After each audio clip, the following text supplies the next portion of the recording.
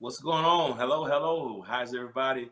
Welcome to the Hope TV. It's a joy and a privilege that you've tuned in. Today we're in our new season of programming, and we thank God for you, and you.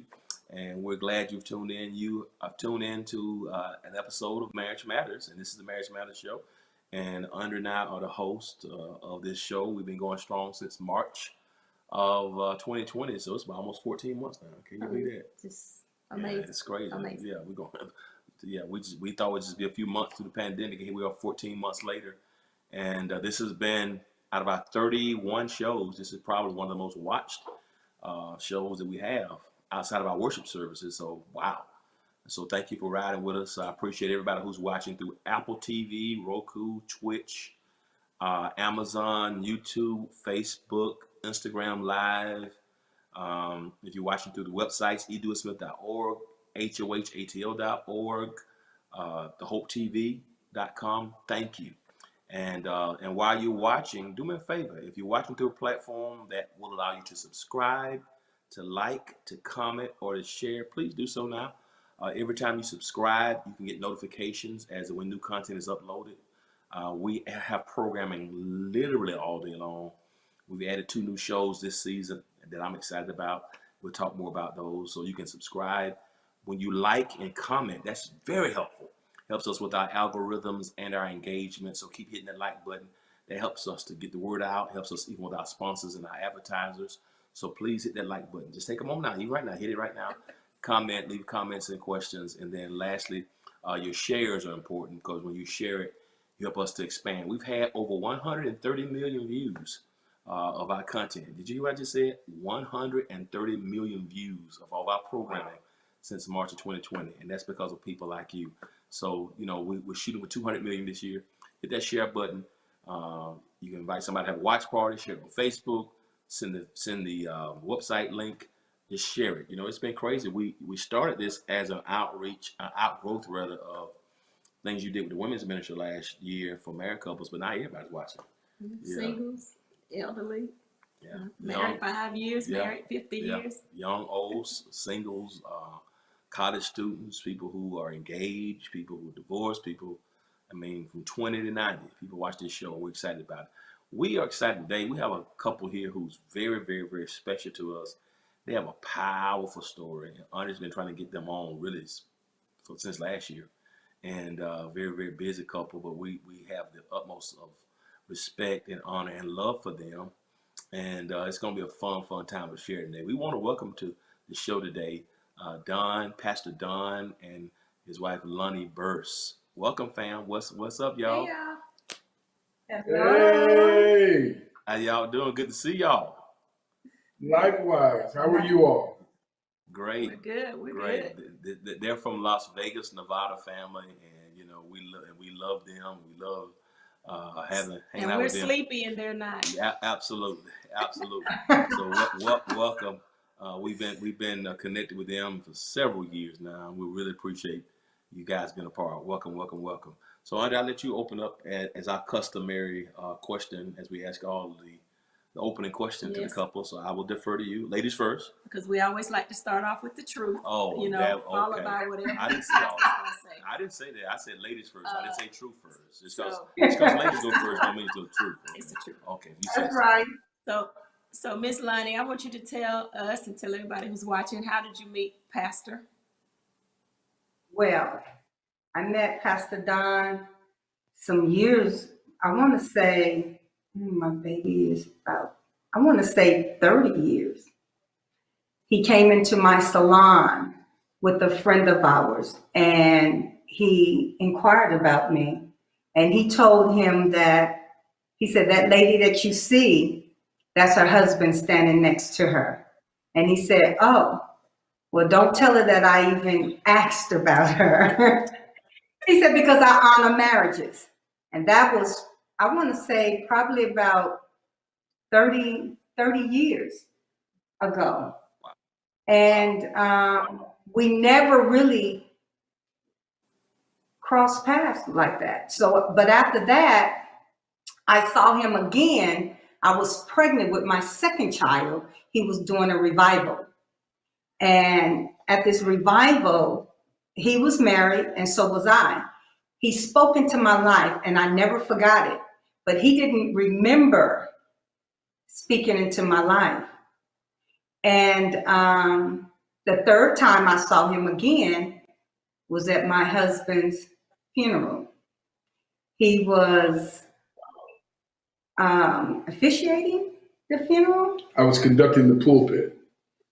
And I looked up and I'm like, wow, Pastor Don Burse is here. And that was how many years? That was 15 years ago, 14, 15 years ago. 15. 15 years ago when we saw each other again for the third time. Wow. So, yeah. And then, after that, he ended up coming into the salon. He didn't know he was coming to my salon. And he 'Cause came I was in. with the same person that took me to the first one. Yeah, 30 years ago. Yeah. It was really odd. And when he came into the salon, I had just opened the salon, took over the salon actually. And 7 he months. came in, it was 7 months after the funeral. And and after that, I thanked him for conducting the funeral and all. And he noticed that I still had my wedding ring on. And he congratulated me on the salon and he gave me a business card. And he said, well, whenever you want to go out, give me a call. And I said, oh, that would never happen. And he looked at me and I said, because I'm not going to call you. If you want to take me out, you can give me a call. Her exact words were, I'm old school. If you want to take me out, you're going to have to call me. Don't act like I'm awesome. That ain't going to never happen. You wouldn't have said that to me. Well, you was scared when I said that. He was shocked. But when he left, he took my business card. And about 45 minutes later to an hour, I received these beautiful flowers. They were gorgeous. Oh, they were beautiful. I'm like, wow. And so when I opened the card that the flowers was on, that it came in, it was his business card and this little note that said, congratulations. And so I called him and I said, well, Pastor Don Burse, I said, are you flirting with me? And he kind of chuckled and he said, yes. But the thing is, I told him he can call me, but I never gave him my cell phone number. The only number he had was my business number. I did that on purpose. And he blew my phone up and I wasn't even at work. I believe it. I believe it. Must you tell it all? He was so embarrassed. He kept calling me. I had went out of town, and when I came back, I checked my voicemail, and I tell you, he called back to back.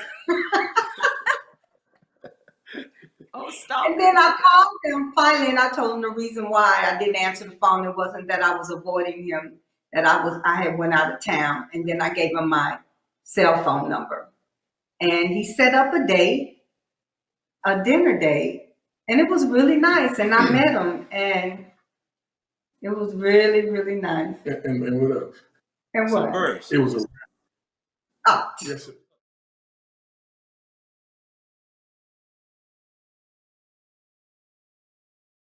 A lot of times it's easy to attach your identity to something you do or somewhere you work because you don't like who you are.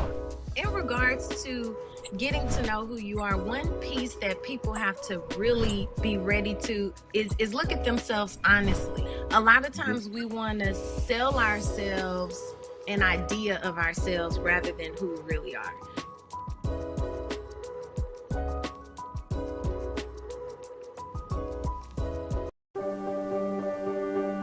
Being prepared is a part of who you are, but it's especially important in the case of a disaster. Be informed about possible emergencies in your area.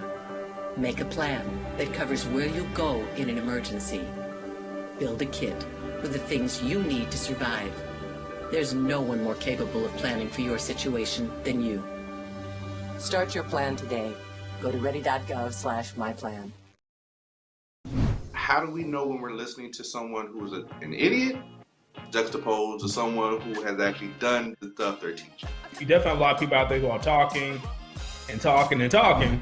So you can double check their work. If you're seeing that they are saying like the sky is blue, with all these other things are saying the sky is red, all right, you might need to start to follow somebody else most likely. So you can Google what is a stock, what is a REIT, what are some good stocks to invest in, what's an index fund, so on and so on. I always think that's the best place to start.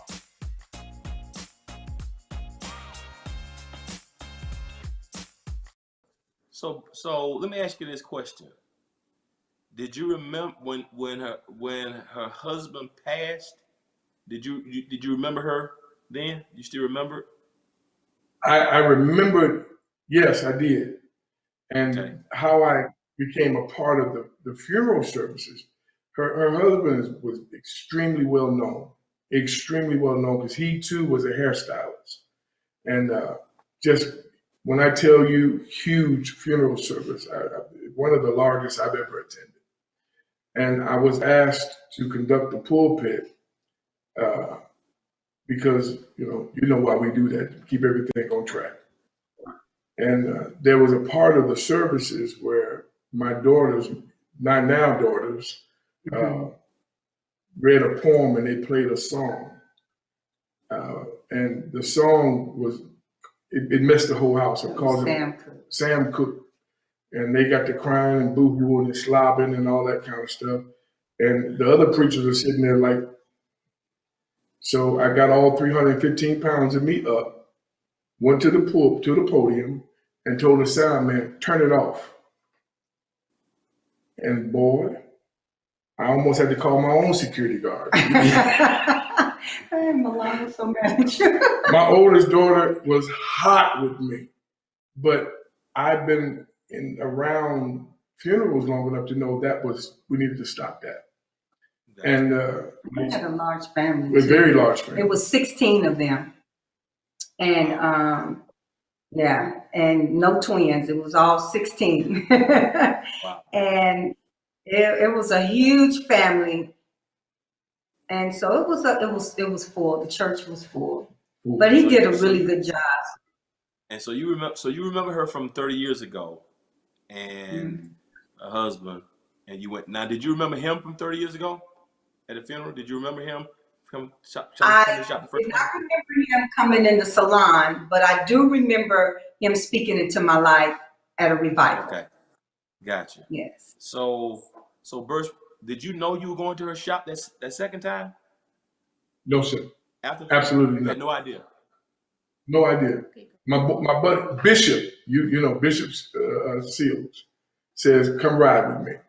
And I said, "Okay, where we going?" He said, "Man, my wife is at the beauty salon. I need to go give her some money to pay for her hair." I said, "Okay, cool." We pulled up, and I looked at the sign, and I said, "Man, it's all about you." Okay, cool. And he says, "Get out. Come go with me." I said, "Okay, why am I going here with you so you can pay for your wife's hair?" Well, lo and behold, she was in the hallway in the salon.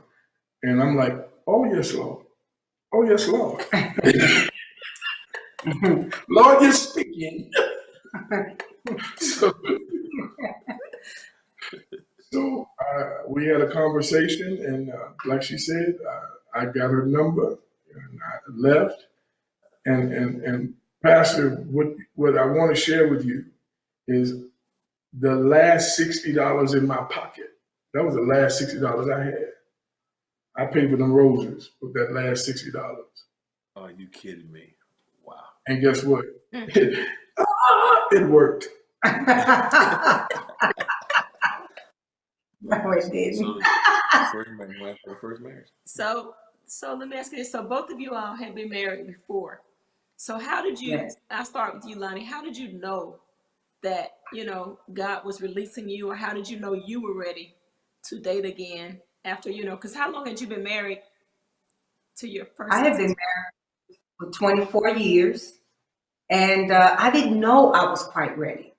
I didn't know.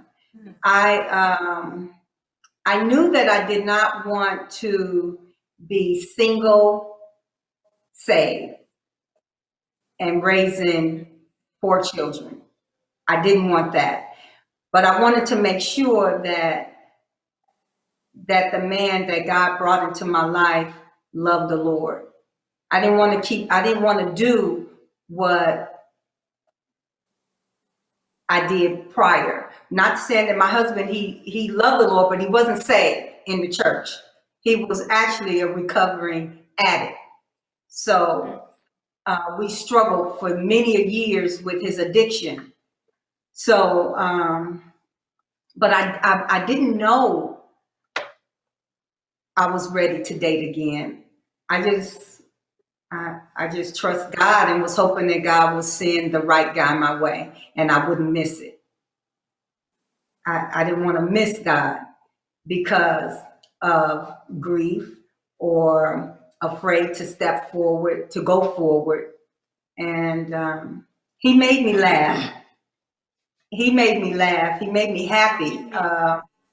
Oh yeah, he made me happy. He was funny. So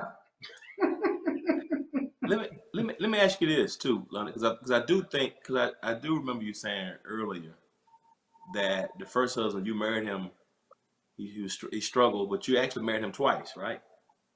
I married him twice. I had divorced him. Okay, I divorced him because of the struggle with the addiction, and I kept going in and out, and I just knew that I did not want my daughters to know this is what marriage was really all about. It was so dysfunctional, and I didn't really know how to get out of it because I loved them so much. And I'm like, I couldn't do it. So I divorced him. Not really for him, but I divorced him for myself because I needed to know that I can stand and trust God with the process of the whole thing. Now, I would have married him the next day, but I divorced him and then he got ill. And we found out he had cancer, lung cancer. And we were separated, divorced, moved on somewhat. And I ended up remarrying him when he got sick. Wow. And you took care of him through the whole. I took care of him 5 years. He lived 5 years after he was diagnosed with lung cancer. Wow. Yeah. Now, Burch, and you were married. So 30 years ago, you ended up getting married, and that marriage didn't work out. So can you talk about that? Absolutely. I was married 17 years, on paper together a total of 20 years. It was a rough ride, and the bumpiest part of it was after I got called to the church. Believe it or not, everything was fine until I got called to the church. It was a whole nother ball game. It was issues of being territorial, not allowing me to go serve the people like I needed to serve the people, a lot of jealousy, things of that nature. So it didn't work out. And after that, we divorced. I stayed locked up in my apartment because I lost it all. So, when I say all. I got an apartment, didn't have nothing but a bedroom set. Nothing but a bedroom set. And stayed in there, locked in there for 19 months. 19 months. Work, church, home. 19 months. That was my routine. And then things, once I got over my pain and over some of the things that took place, because a lot of it was things I needed, and that's the God honest truth. So once I got past that, then things started coming together. But everything was coming together other than the money. Everything else was coming together. The business was coming. But, thanks be to God, I met her. I don't remember. She mentioned me doing a revival, and she came and I spoke in her. I don't remember that. I don't remember anything other than I went to the first salon, saw her, got checked, told me that's her husband, done deal, I'm cool. And and then next time I'm in another salon, but it was a struggle even to think that I would get married again because I was a sitting pastor. We don't, you don't know a lot of pastors that recover from that. The church normally turn you off, but thanks be to God, as a sitting pastor, we were able to survive it. It's amazing you talked about you guys were good until you start pastoring. And I just think, in all fairness, because a lot of people have that problem, it's like things shift. But when you think about it, she didn't sign up for that, and she didn't sign up for it, and I think sometimes, like part of the struggle she had in terms of me was she's not going to be no preacher. You know what I mean? I'm not, her father had been a pastor, and of course he passed away when she was young. So she didn't, she was like, I know you're a preacher already. So because I know who, church, that was a big struggle. She didn't want to even consider having conversation because she didn't want it. So I think even though you said she was, you had some challenges there, I think in all fairness, and that can go with everybody. I think sometimes we don't realize when you shift, this is not what I signed up to be. And it takes a strong woman to be able to say, okay, he going from a good guy to now pastor in church, a first lady. That's not an easy thing to do. And so, especially when you're trying to live up to everybody else's expectations of you. Everybody wants you to be what they want you to be. That's a lot to deal with. But how did you come out of your depression, and how did you know that you actually wanted to try it again, Pastor? Who, me? Mm-hmm. Yeah. Well, how did you come? You said you were in this like little, depression, I would call it. How did you come out of it and know that you were ready to do it again? And thanks be unto God, I know your hearts, so I know I can be very honest and open, and I'm okay with that. I noticed the large influx of women that joined my church, single women, and it was a lot of them, and they were some of which were very bold, and that's the best way I can put that right now. And during my divorce, after having been divorced, I would not counsel couples. I sent them to my sister and to my deacons and those that were married and had successful marriages. And I thought, I don't want to be single. And at that time, I was getting engagements all over the country to go preach. And I didn't want to go. I didn't want to. I love to travel, and I didn't want to do it by myself. That was a little bit issue, and so I thought, I know I'm gonna get in trouble. I know me. I'm gonna get in trouble, so I don't want to be single. And besides that, I don't like sleeping by myself. So I just knew it was time because I asked God, I said, listen, I want somebody, and this is exactly what I said. I want somebody who loves you as much as I love you, if not more. Yeah. And I need somebody a little bit more mature, not so much in Christ as it is in life.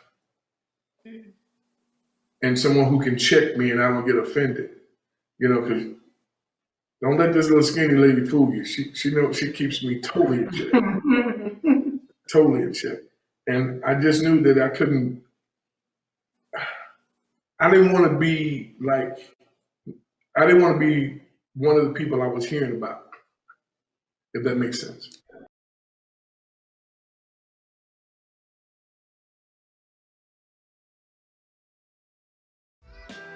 We are talking about pioneer women and women who are blazing the path for all of us. I started this campaign with a prayer and a plan, and I just worked that plan. God saw fit to predestine me for this position. I'm honored that the community, they listened to what I had to say, and I'm excited. I'm excited to be a pioneer.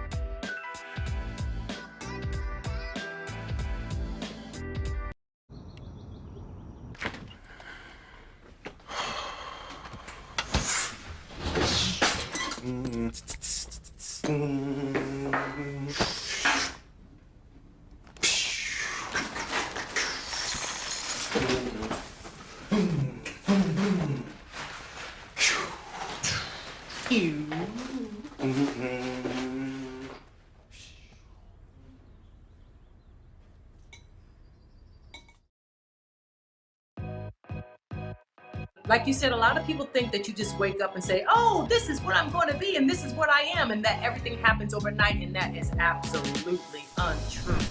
You have a few friends who's in jail right now? Do you have a few friends who's in trouble right now? I said those judges and all of that stuff really, really matters. The Congress and all those people matter. So you have to make sure that you pay attention to those things and the numbers of what you're voting for.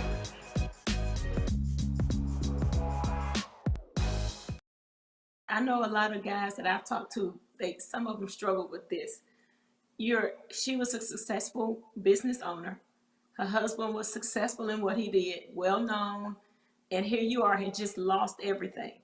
How did you feel, or how did you get the courage to even approach her, or were you intimidated, or, how did you feel with that whole thing of her being, where she was, and at the time, you weren't even close to where she was? Nowhere near. Wasn't even on the same map. Nowhere near. When we first initially started talking, I didn't know, but my business was in a decline. I had no idea because I had other people running the business, running the books. I had, accounts managers and all those people. So, of 132 employees, I couldn't do it all by myself. So I didn't know. And when the time came, when we started dating, I had money. I was all right, because I had an interview. I'll tell you about the interview later with my kids. I had the interview with them. And so I had money, and then we started dating. We were dating, and then soon to be married, and boom, got the carpet pulled from under me. I mean, like, bam, married now. And I was intimidated by the fact that I had no idea. Now, call me naive, call me slow. I had no idea that hairstylists made that kind of money. No way, I didn't have no idea. Mm-hmm. So when I found out, well, my heart was broken. I was like, oh God, this woman making all this money. I ain't got this, I got this little bitty peanut. Oh my God, and she said something to me one day. She says, babe, you have to understand it's all coming to the same house. And that blessed my soul, man, because I was hurt. I'm thinking, man, I ain't, everywhere I've been, every relationship, I'm the man, I'm bringing in all this money, 6 digits, please. Money was my least problem, making money. I believe that I'm a money magnet. Yeah. I can make money. That's easy for me. But it was the fact that I didn't know, I knew how to make it. I'm getting ready to say something. I knew how to make it, but I didn't know how to make it without it. Wow. Lana, I got to ask you this because it's heavy, because now it makes sense. 7 months after your husband died, you are this beautiful woman with your own business. I'm sure all kind of guys like vultures when your husband passed away. And yet they weren't really. No, I didn't see it. I didn't see it. It wasn't a whole lot. No. Men did not approach me, Pastor. They did not. What about 38 years? Well, he was 38. The boy was 38 years old. Yeah, well, I mean, he complimented me. It was the ones that it was very few. They were either very old or, but they didn't say much. They would Gotcha. stare, they would compliment, but they never really approached me. I don't know if I had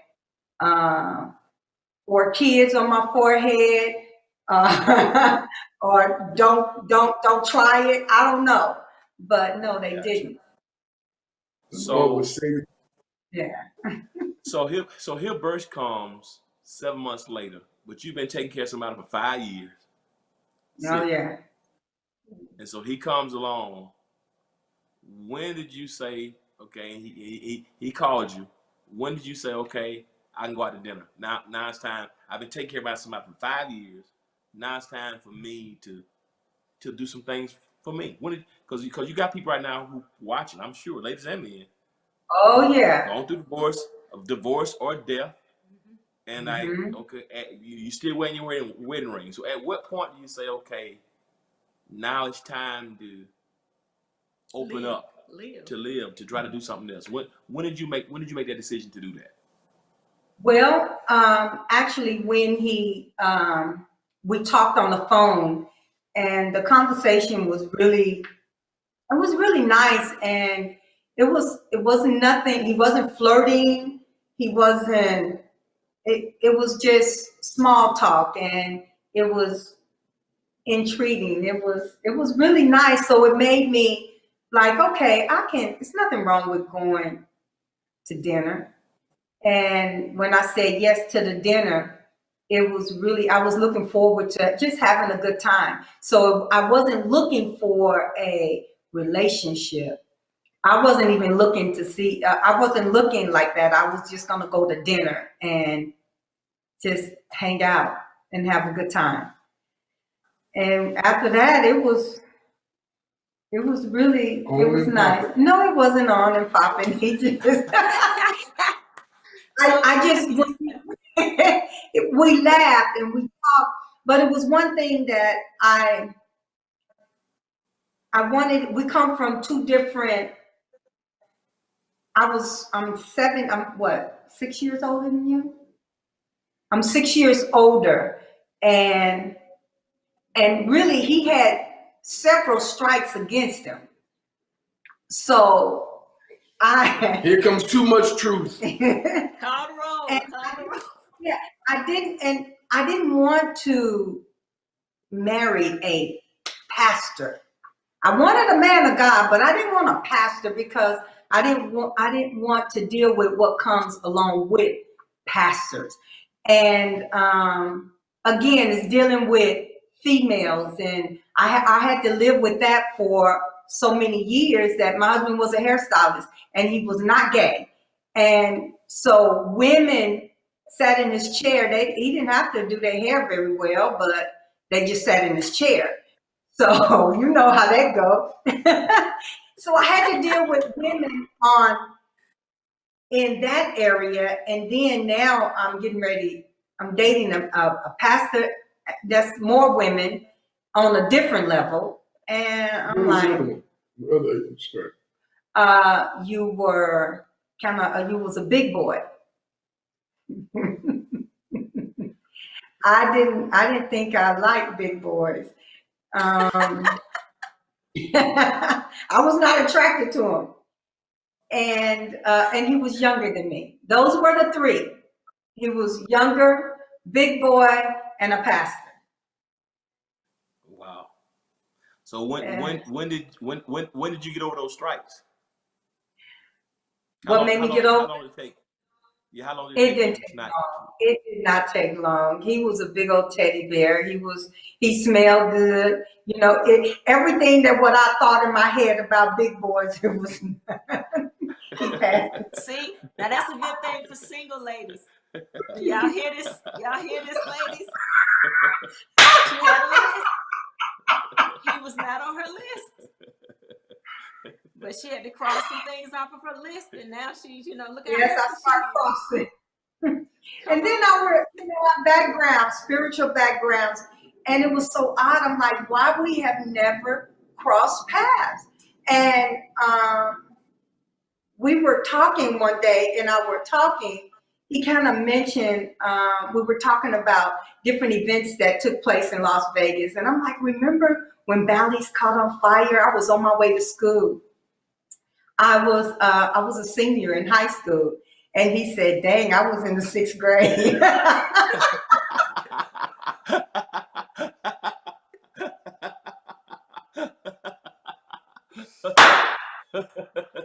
I'm like, oh no. Let me ask you this. You told us one time, Burst, that she asked you when you all got serious, you know, what could you do for her? Or something like that another man couldn't do. Can you tell us about that? Yeah, what she can do. Oh, Yeah. That what she couldn't do for herself. Yeah. What did she ask you? See, this is one of the things about the two of you. All right, y'all don't sis. forget nothing. Y'all don't forget nothing.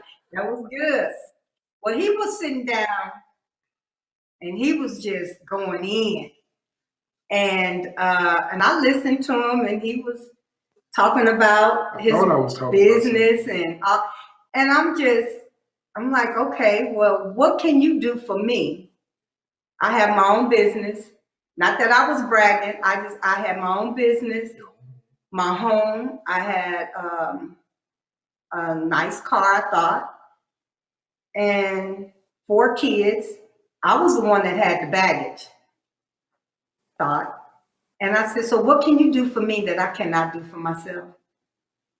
Wow. And that was the question that I asked him that made me stop and like, wow, he just kind of took the air out of, I was all pumped up. What can you do for me? And he in turn said, I can love you like nobody else can love you. I can hold you like nobody else can hold you. I can provide the very best for you.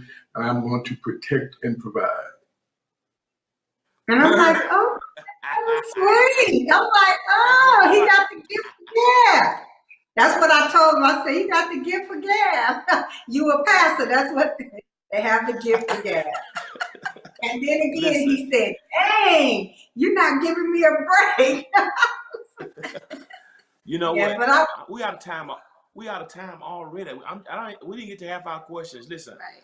I'm out of time. But will y'all come back? Let me fit and do part 2 so we can get the rest of this conversation. Will y'all come back? Absolutely, sir. Yeah. Fam, listen. This has been, and we do this all the time. So I apologize, y'all. We just let y'all in on our comment. This is how we act when we together. So y'all who's watching, so pardon me. Hope y'all can get in on our conversation because this is friends talking. But we out of time. This is part 1. But they consent to come back next week. So I want you to tune in. Listen, share this link with somebody. If you enjoyed it, share this link. Hit that like button for you log on. Hit the like button. Leave a comment. Leave some questions for next week. So subscribe, like, comment, share. Hit the like button. Send me some comments for some questions for next week. Share this link. And we're going to log off and close this broadcast. But same time next week, we'll see you here for Marriage Matters with Pastor Don and Lonnie Burr. So as always, remember this. If you will be good to God, then God will be good to you. Till next time, peace. Bye. See you next See y'all time. next week.